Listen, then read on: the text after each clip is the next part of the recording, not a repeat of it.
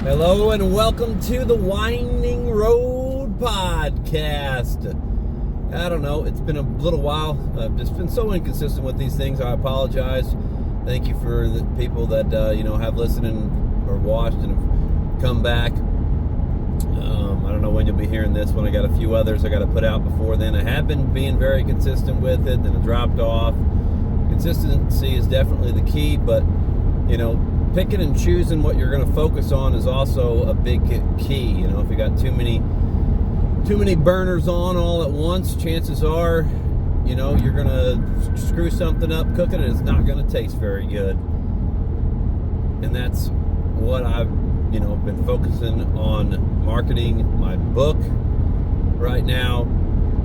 I've been working on a new disc golf course. So that's like two main things right there. And those are about, and then I got a couple other things too, but I got like 10, 15 different things going on, but I got, I can only focus on like 2 or 3 of those. And now the Winding Road Podcast is something that I do want to try to get my focus back on at least a little bit, at least try to put one of these out, even if we just did them one a month. If we did them every other week, I think that should be a new goal, because my goal there for a while was every week, and it's just not obtainable at this current juncture in time. So it's I need to get one of those vision boards and just write stuff down and get it on a plan. I've been doing a lot better with just overall getting things done. I feel like I'm getting somewhere now with my writing career. I'll tell you a big thing that happened the other night with my book, Distant Times. And it was just kind of funny because I got just done watching the Netflix show, The Beast Within Me. That was a really great show, but it was about a writer and everything, and I just thought it was kind of interesting. I watched a show about a writer, and then marketing my book, getting stuff ready for Black Friday, Cyber Monday, and then I Googled Distant Times, and I'm like, I don't know why I Googled it. I don't know what I was doing. I don't know what I was doing exactly for the Black Friday deal, but I Googled it, and I think I just wanted to see how my meta tags and all that stuff is working, because it's not just as simple as, if you're making a website, guys, it's not just as simple as making the website and, obviously thinking everybody's just going to go there. You got to market it, number one, but your search tags and the stuff you put in, I can put the page up there, then you got to go into the more details, into your advanced settings on things, and then that's where you put in all your tags. And then it gets more complicated than that with codes and shit. But I figured out how to do all that, and it's really helped me. And took a tremendous amount of time to do it. But now I'm starting to see some of the fruits of my labor, if you will. Because I see, and I think the AI getting better and everything helps it out too, because it pops up a description of it, and then it shows, but it shows all the different places where it's pulling from and everything. But then the most important thing, since I officially have my own publishing company now, which is set up through Ingram Spark, the biggest distributor in the world, that's helped me tremendously, because now my books, anybody any company can sell my book. And so my distribution is getting wide. I'm spreading out my distribution of it. And I'm just looking on there, and I'm seeing, I'm like, okay, I see there's an article, it's in paper, okay, there's this, there's that. And then I'm like, wait a minute. I'm like, Walmart? I didn't put my book on Walmart. And I'm like, okay, it's probably by like a third-party seller on Walmart. Like, cool, then I'm on Walmart, and I clicked on it, it said third-party seller. I'm like, all right, that's kind of cool. But then I'm like, wait a minute, that's the little Walmart Plus symbol. I'm like, well, hold on a second. Then I see it says sold and shipped by Walmart. And I was like, wow. I was like, I don't think that's very common. And so I did a bunch of research, 3 or 4 different spots. Different assistants that I was looking at. And I think I'm going to pivot. I'll get back to my story, but I just had another thought popping in my head, thinking about things, like people say, oh, I Googled that, or I researched that, or I asked ChatGPT this, asked this and that, this. I think this goes back to not dividing your audience, because I like to use words like I researched this, or look this up, or I just like the word research, or I use my assistant, checking out the assistants, because, I don't know, some people are very against AI, so don't divide your audience. Use words like research.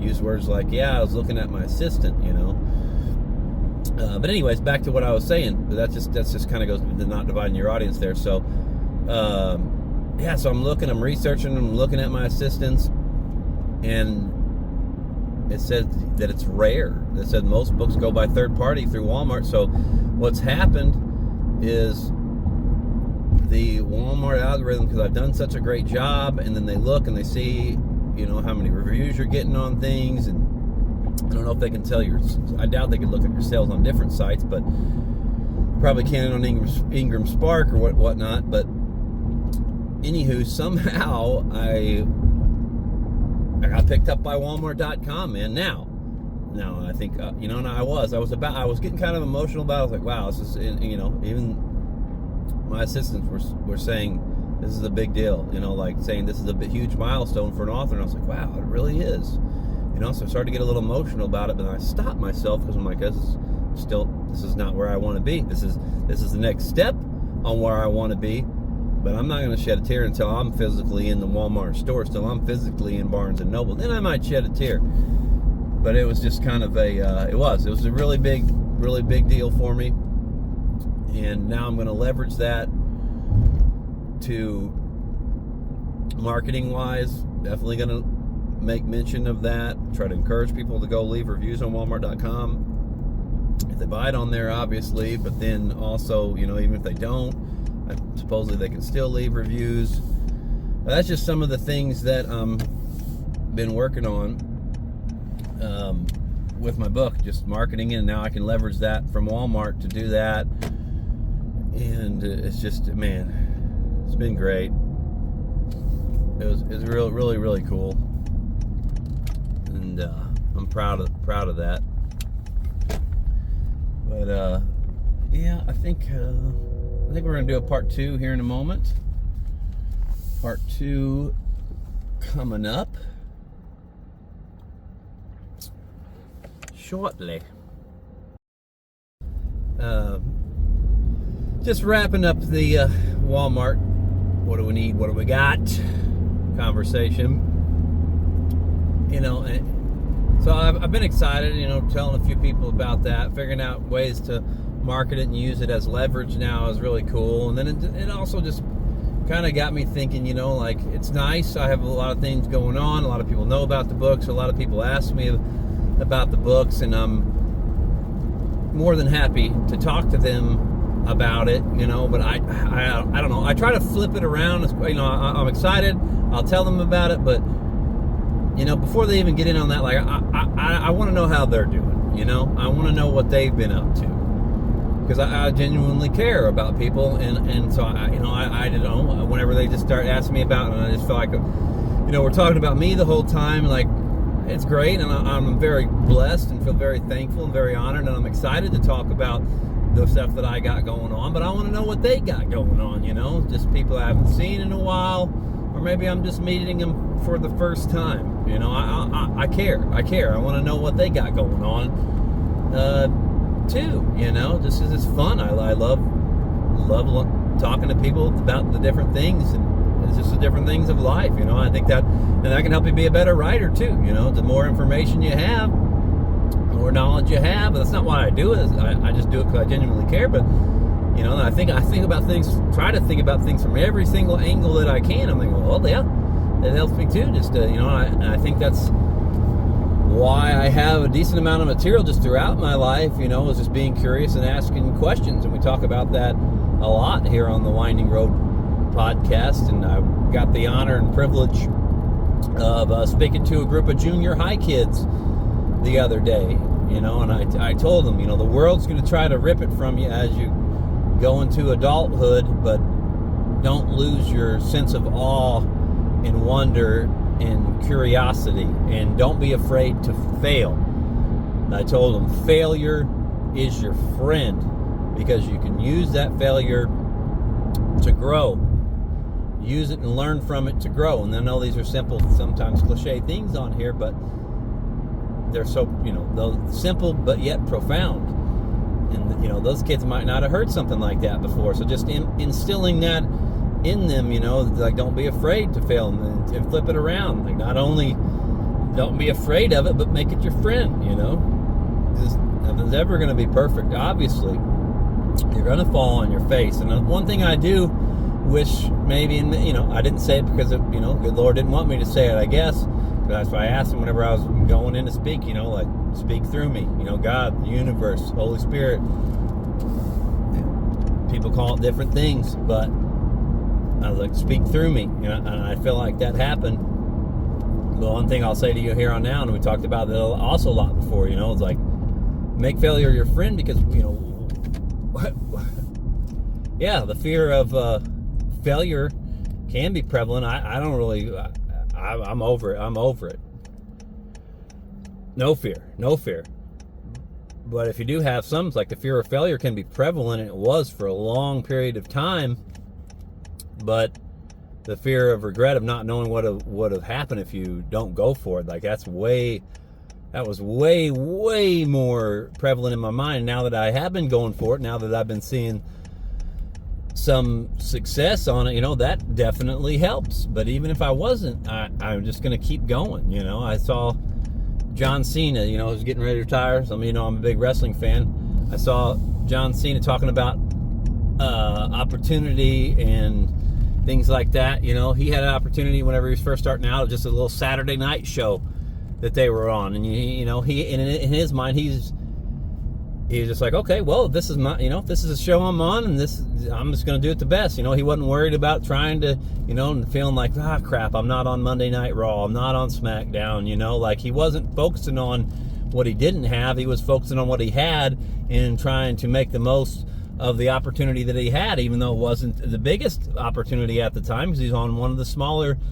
shows. But he made the most of it, and knew that if he just kept putting in the work, that maybe he would make it to the bigger stuff, and maybe I will be a best-selling author and everything like that. Like, that's going to come, but I'm not focused on that. I'm just focused on putting out the best content that I can, and just focus on, hopefully inspiring people, love, inspire, not just inspiring them, but I also have to kind of write for myself at first too, because that creativity is in you, wants to come out. Because creativity, I was reading this the other day, creativity is not about talent. We all have something that we're creative, that's inside of us, that can come out if we let it come out. If we're putting in things, if we're going out and getting in nature, doing things in the natural world, things like that, listening to God and the universe and letting it come through us and speak through us, that's going to come out in whatever form that is. Everybody's got that creativity. I think the creativity just part of the human condition, and so letting that come out is huge. Cena, it was just about doing your best. It's about doing your best, man. And so that's what I'm trying to do. Like I said, I feel really blessed, to starting to see some of my hard work and long nights and long days, pay off of, doing stuff before I actually have to go to my job, and then doing it after. I also told the kids, like, if, you could tell yourself, like, I don't have time for this, and I don't have time for that. You're not being honest with yourself. You're not being honest with yourself, because you have time if you make the time. We all are consumers, so we all spend time on our phone. Most of us, anyway, spend time on our phones. Spend time watching TV. But do less. Be more of a creator than you are a consumer. And I think that's a big key. We also talked with the kids about AI and everything. Like do the work yourself. Put in the work yourself. You can use it as a tool, but put in the work yourself. And I could tell, and I was just. A lot of them were engaged with me, and this is something else I started doing. I started making T-shirts, and some of them did not. It was the first time I tried making them. A couple of them didn't turn out very well. I'm like, okay, well, I'm not even going to probably take them. No, I took them to school and I used it as an example. I said, hey, does this shirt look the best? No, it was the first time I ever tried making a shirt though, and then I threw it on the ground. Another thing, is if you're talking to whoever it is you're talking to, be animated, don't just be standing up there like this the whole time giving a speech, so I would run around the room, within a 10, 15 foot radius, and just trying to paint that picture of, whenever I was talking about focusing on too many things, like I can't be over here, you got to hone that in, so giving that visuals to keep people engaged is important in speeches too, but yeah, just being more of a creator or consumer. I lost my train of thought there because I jumped off onto a side subject. But moderation for anything, for consuming, and then to spend more time creating. I think I maybe was going to add on to the point. I can't really remember, and that's okay. Oh, I was talking about shirts. Thank you, Lord. I was talking about the shirts, and so I would throw the shirt on the ground, and to make that like a big animation. Well, that's something might stick in their brain. Like, oh man, I remember that one time. Guy was telling me about making shirts, and it was his first time, and he threw the shirt on the ground, to say, oh, well, I could give up, but you could just say, well, I'm not a good shirt maker, I'm not going to make shirts anymore. But then I held up the shirts that did turn out well, and I said, see, this shirt looks a lot better. That's because I kept at it. I kept trying, and I did tell the kids, at some point you do have to be honest with yourself. Like a girl was asking me about if I was like to draw and stuff. I was like, yeah, I do like to draw, but at a point in time after I gave it a fair shake, I realized, that I wasn't that great of a drawer, and maybe that wasn't for me. And so then eventually the things that I was good at revealed themselves to me. So anyway, that's just some things here that pops into my brain as I clicked on this thing, the old Winding Road podcast. I am me, you are you, love, but we are each other, love, inspire, unite. God bless.